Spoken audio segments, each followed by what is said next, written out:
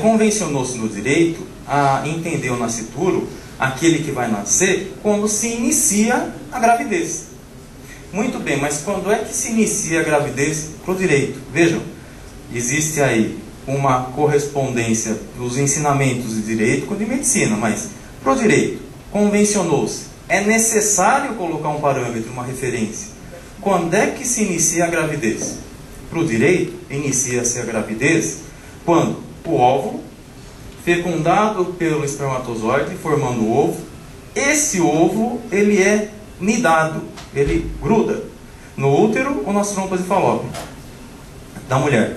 Neste momento é que você tem o início da gravidez. Neste momento você tem o nascituro. E, portanto, a partir desse momento, ele deve ser protegido. Quais são os direitos que tem esse nascituro? É difícil também de se verificar na prática. Mas alguns direitos são delineados, não só pela doutrina, como pela jurisprudência.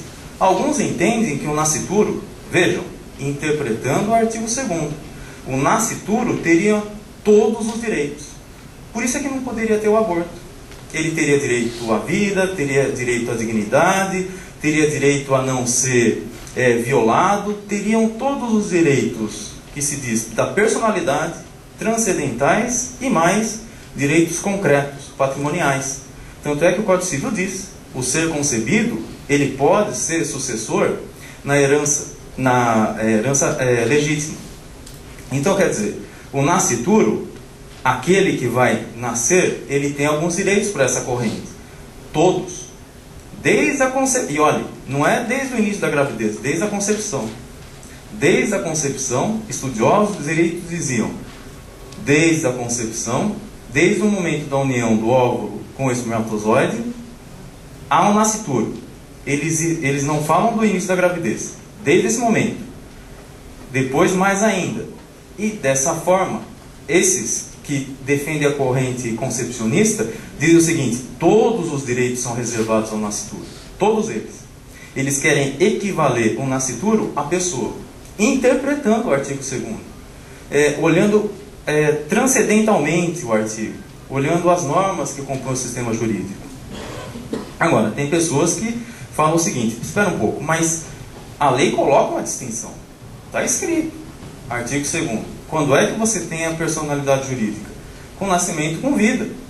O nascituro é o ser que vai nascer, mas ainda não é pessoa para o direito. Portanto, ele tem alguns direitos sim, mas outros não. Quais seriam os direitos que ele tem? Seriam os direitos da personalidade, direitos que são importantíssimos para o ser que vai nascer. Vida, possibilidade de ele ser cuidado, ter a saúde correta, ele não ser violado. E os direitos patrimoniais? Aí sim, esses, depois do nascimento, é que ele teria direito. É uma corrente intermediária, mas que também respeita, desde a concepção, os direitos desse nascituro. Mas existe uma terceira vertente, a natalista, que diz simplesmente o quê? Veja, se o nascituro, aquele que vai nascer, ainda não é uma pessoa, ele não tem direito nenhum. Não tem direito nenhum. Não tendo direito nenhum, a partir de quando que ele vai ter direitos? Ele vai ter direito a partir do momento que ele nasce. É uma convenção, são os natalistas. Eles salientam que somente com a personalidade jurídica é que o nascituro teria a possibilidade de ter algum direito, qualquer um que o seja. Até a década de 70, essa ideia era tranquila. Não tinha problema. Por quê? É simples, porque até a década de 70, onde é que havia a fecundação? O óvulo era fecundado pelo espermatozoide. No corpo da mulher. Não tinha outro lugar para haver essa fecundação. Mas, como vocês sabem, a partir da década de 70, começou a haver o quê? A possibilidade de você fazer a fecundação fora do corpo da mulher.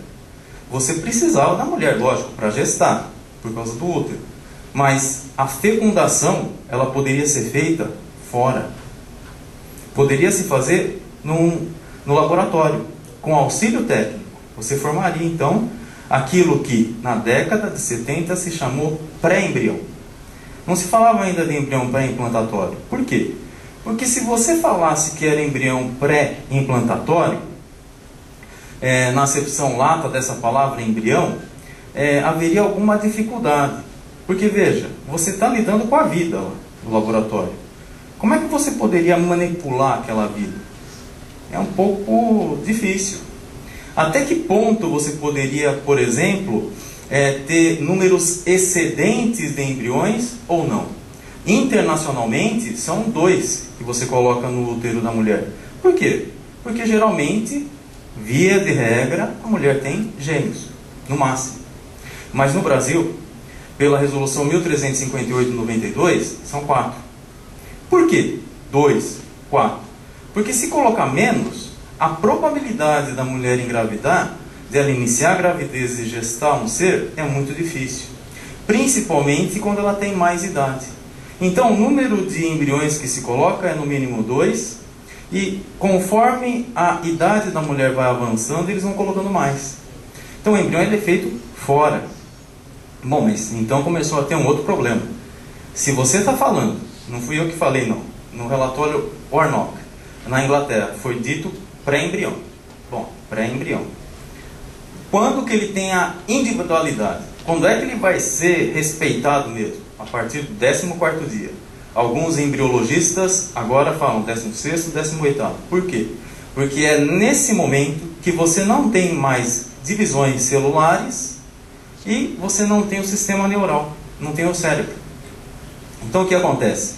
A partir daí, ele não pode ser mais violado, não pode mais se mexer. Até então, você poderia ter uma certa maleabilidade. E começou-se a pensar, mas espera um pouquinho, mas embrião? Embrião não pode ser considerado uma coisa? Coisa não é. Como o nascituro não é. O nascituro é sujeito de direito. E na pessoa, ele é sujeito de direito. Isso se convencionou na doutrina. Agora, e esse embrião que é feito fora do corpo da mulher? O que ele é? Ele é um conjunto amontoado de células? Ele é pré-embrião? Afinal de contas, o que é?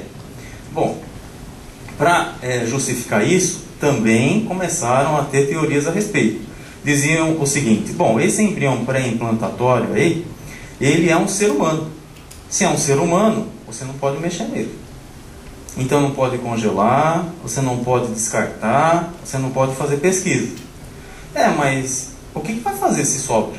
Não são 2 ou 4? E se tem 6? Onde vai os outros 2? Complica, né? Bom, não pode descartar, mas então onde é que eu vou colocar esse embrião? É vida. Então, quais são as soluções que advêm daí? Bom, vamos congelar.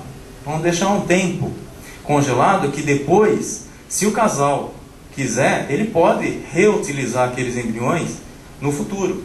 Digamos que eles coloquem 4 ou 3 e venha um filho e queira ter mais um. Bom, já tem 2, então precisa ter mais 2. Ótimo. Mas aí começou a ter muito problema. Mas então, você está congelando seres humanos? Há toda uma discussão sobre isso. Outra coisa, será que eu posso interferir nesse embrião? Será que eu posso pesquisá-lo para verificar se ele tem algum defeito? Alguma anomalia genética, principalmente? Será que é possível fazer a terapia gênica? Tem se permitido, mas será que pode ou não pode? Aí começa a ter uma versatilidade das pessoas que cuidam disso. Bom, mas se pode mexer naquilo que é uma doença genética, por que não colocar também uma mudança de sexo? Vamos escolher. Será que é menino? Será que é menina? Para algumas culturas é muito importante ter um menino, para outras é muito importante ter menina. É mais menino, né? Infelizmente. Mas tem algumas culturas que querem homem. O primeiro filho tem que ser homem. Bom, então vamos colocar só embrião que seja homem. Pode fazer isso? Não pode fazer isso? É ético?